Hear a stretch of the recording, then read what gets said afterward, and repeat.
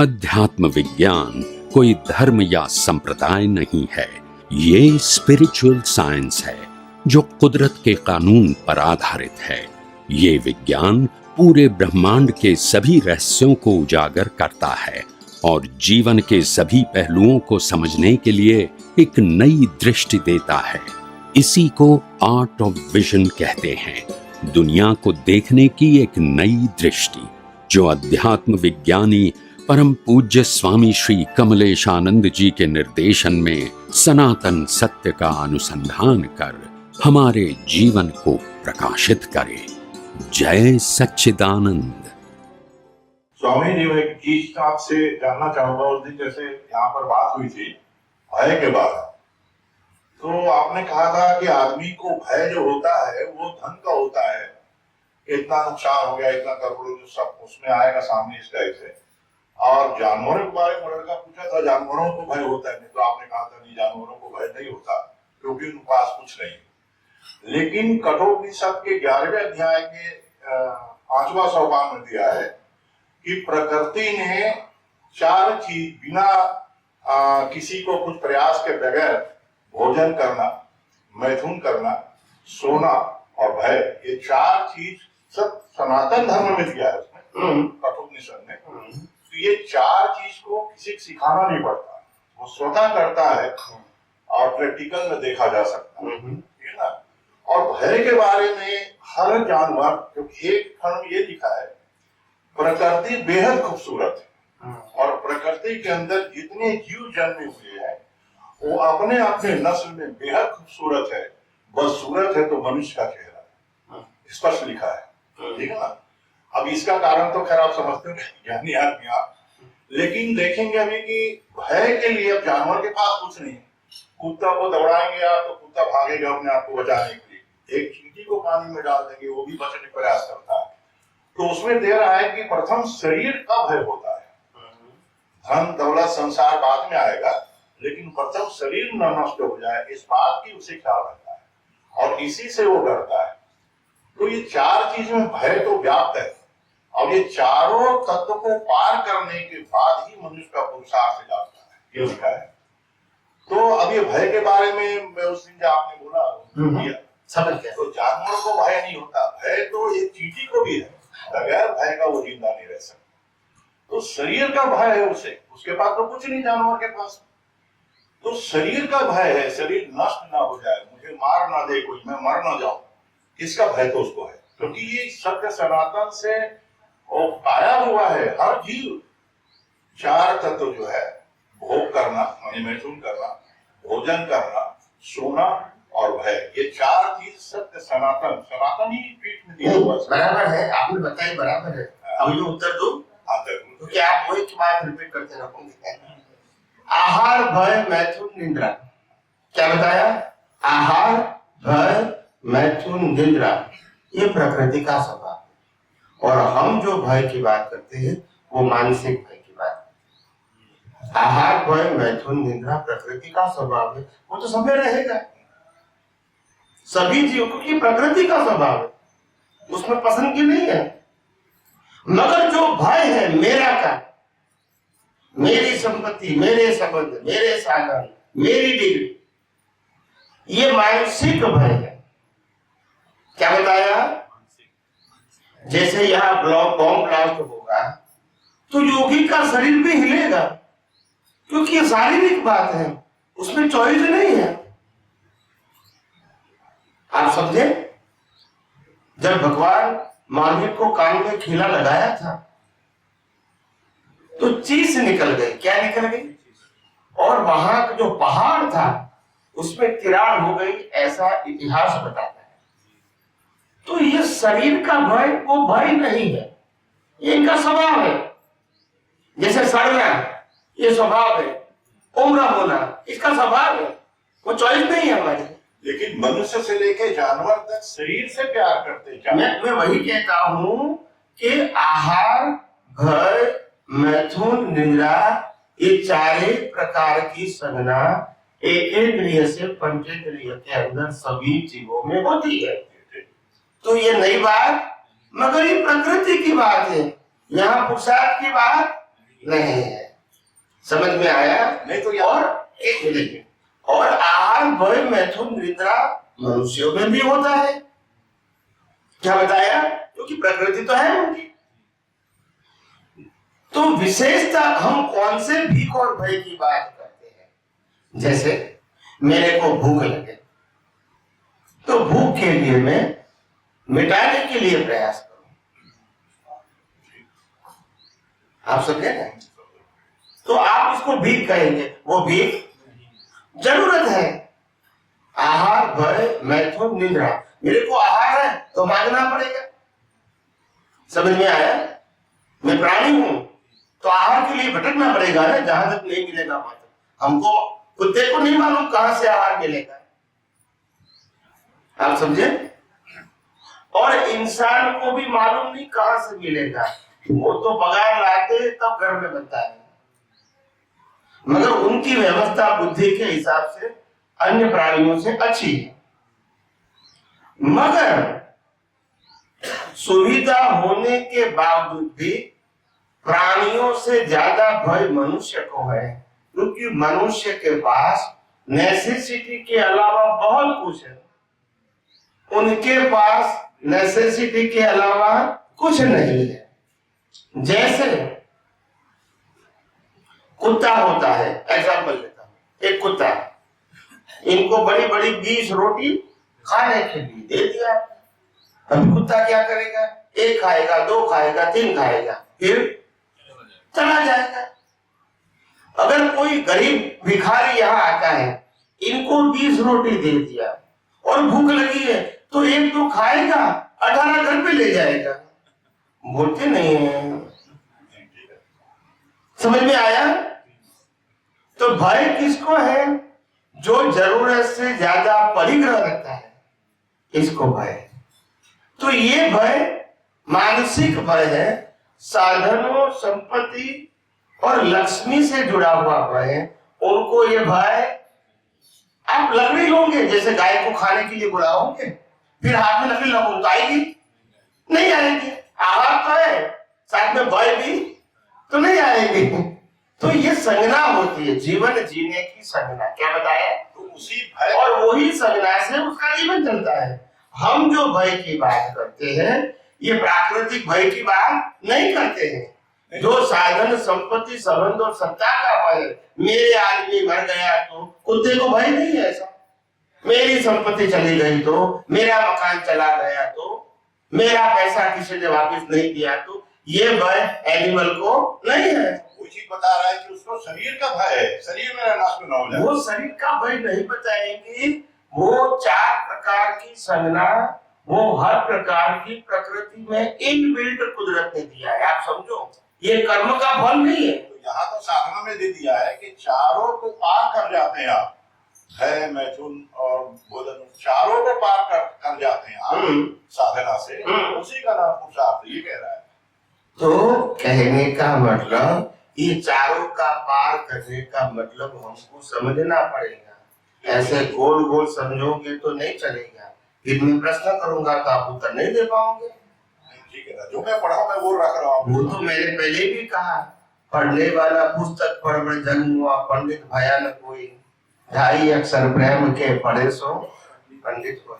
तो पुस्तक में जो लिखा है और वो आप बता रहे हैं, मैं उसमें कोई ज्यादा टिप्पणी करना नहीं चाहता। तो ये 4 चीज जो है, मगर आपने जो कहा कि 4 चीज से जो मुक्त हो जाए तो फिर उसको मुक्ति मिलती है, तो वही तो हम कहते हैं।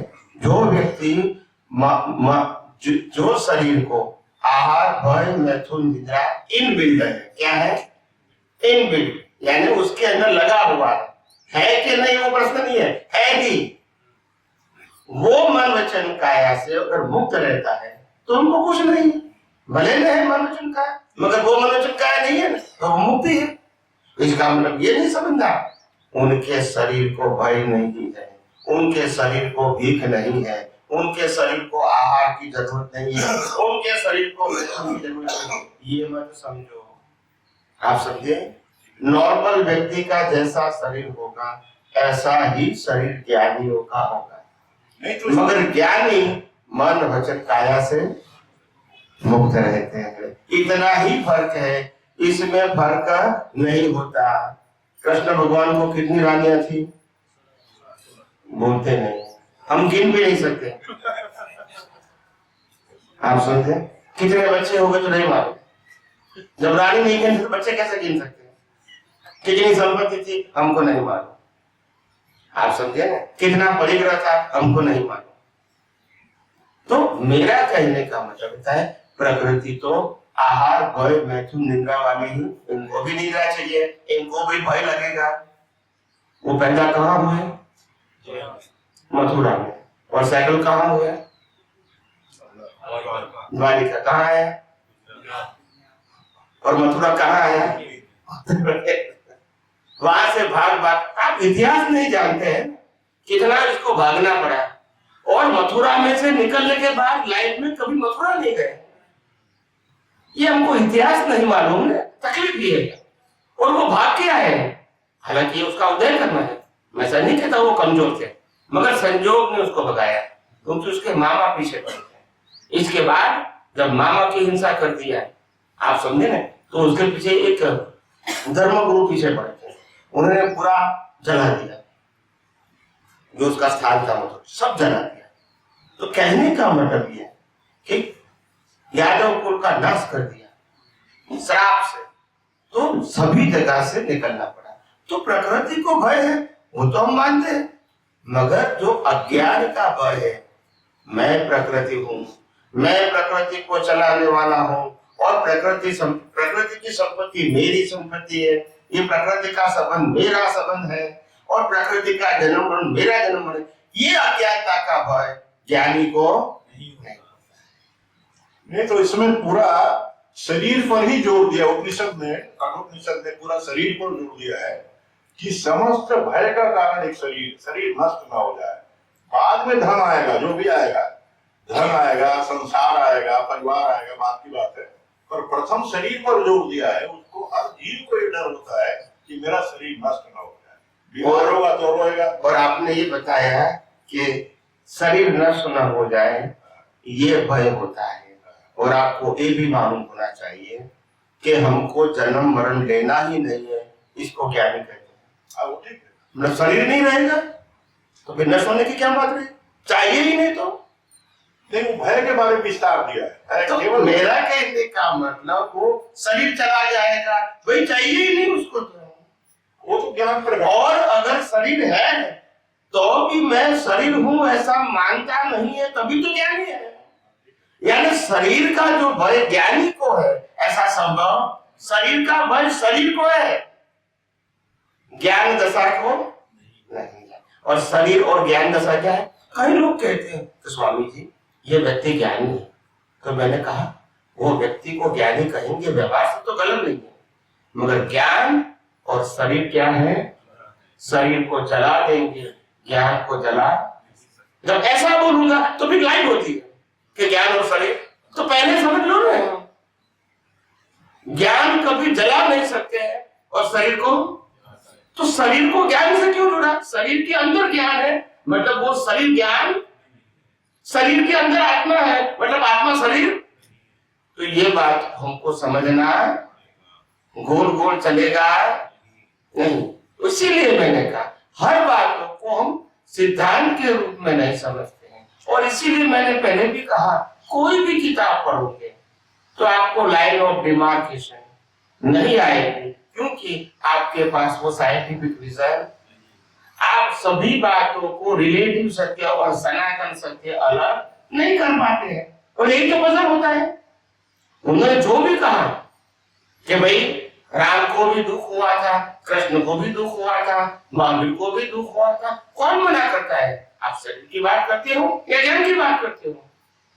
ज्ञान में सुख दुख और शरीर को तो होगा ही, उसमें कोई प्रश्न नहीं है, मगर तुम किसकी बात करते हो, शरीर की या ज्ञान दशा की?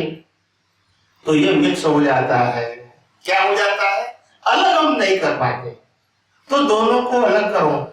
आम इंसान का जीवन जैसा है वैसा ही हर एक ज्ञानियों का जीवन होता है। यानी आम इंसान अपने कर्मों की भुगतान करता है, ज्ञानी भी अपने कर्मों की भुगतान करता है। उसमें उनके पास भी चॉइस और उसका मन वचन काया का क्रिएटर ऑपरेटर डिस्ट्रॉयर हमारे जैसे ही कुदरती रचना है।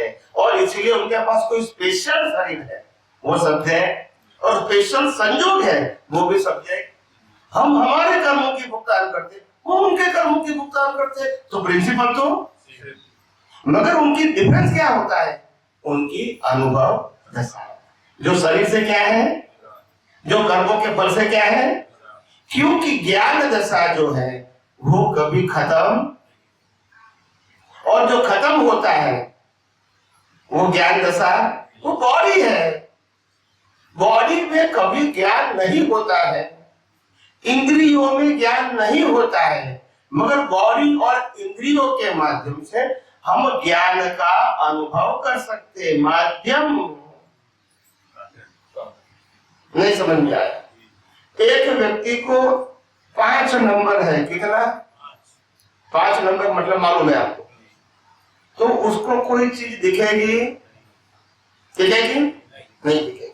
फिर चश्मा पहनेंगे तो 5 नंबर का चश्मा पहनेंगे तो दिखेगी। तो चश्मा में देखने की ताकत है, तो चश्मा रखो यहाँ, वो लोग देखे, बोलते नहीं है। चश्मा देखेगा तो चश्मा तो साधन है, उसमें ज्ञान होगा? नहीं, बिना चश्मा नहीं देख सकते, यानी चश्मा ज्ञानी है, ऐसा बोलेंगे? फिर मैं शुद्धात्मा देखता हूँ चश्मा पहन के देखता है, तो चश्मा में ज्ञान है, तो इस शरीर में ज्ञान है। शरीर के अंदर जो दृष्टि है इसमें ज्ञान, अज्ञान और विज्ञान होता है, और ये शरीर के माध्यम से व्यक्त होता है। साधन, साधन के अंदर ज्ञान, अगर ज्ञान होता तो कोई उसको जला के, रामकृष्ण महावीर का भी शरीर जलाया क्योंकि ज्ञान नहीं था। बोलते नहीं, हाँ के ना तो बोलो। ज्ञान को जला दे कोई? एक कागज के टुकड़े को भी जलाना पाप बताया कि नहीं? तो शरीर को जलाएंगे तो उसमें ज्ञान होगा तो पाप नहीं लगेगा, मगर शरीर में ज्ञान, ये तो कुदरत का है, पंच महाभूतों का बना है। किसका बना है? हमारा नहीं है, ये हमारा, ये तो कुदरत का है, और कुदरत के पास ही इसमें ज्ञान कहां से है? कि जड़ से बना हुआ है। इसमें चेतन और जड़ दोनों क्या है? ये चेतन नहीं है। ये शरीर के पास भी कोई भी क्रिया करने की स्वतंत्रता नहीं है, और कोई ज्ञान भी उनके पास नहीं है। ये मशीन है, नेचर मेड मशीन, कुदरत ने बनाया हुआ, और चलाता भी कौन है? कुदरत। आप समझे? तो मशीन में ज्ञान होना है, मशीन में भय होना, मशीन में भय ना होना, वो हमारा सब्जेक्ट थोड़ी है। बोलते नहीं। तो शरीर का स्वभाव अलग है, हमारा स्वभाव अलग है। बस समझ रहे? यही तो दुनिया में भ्रांति चल रही है, और इसीलिए अनुभवी ज्ञानी पुरुष को बोलना पड़ेगा कि प्रकृति का एक भी गुण मेरे में नहीं है, और मेरा एक भी गुण प्रकृति में नहीं है। गुणों से दोनों सर्वथा भिन्न ही है और भिन्न ही रहेंगे। प्रकृति का सभी गुण विनाशी है, और मेरा सभी गुण अविनाशी है। हम दोनों कैसे एक हो सकते हैं? और प्रकृति का संचालक कुदरत है, वो जब चाहे तब श्वास चालू रखेंगे या बंद भी कर सकते हैं, इसमें हमारी मर्जी। इसका कंट्रोलर ही कुदरत का है, हमारे ज्ञान का कंट्रोलर कुदरत नहीं। और इसीलिए शरीर को जलाने के बाद भी ज्ञान, अनुभव ज्ञान दूसरे अवतार में कैरी फॉरवर्ड होता है। जो भी लोगों को आज ज्ञानी कहते हैं, ये अवतार का ज्ञान नहीं है, वो लेकर आया है, मगर शरीर कभी साथ में है। तो दोनों चीज क्या है?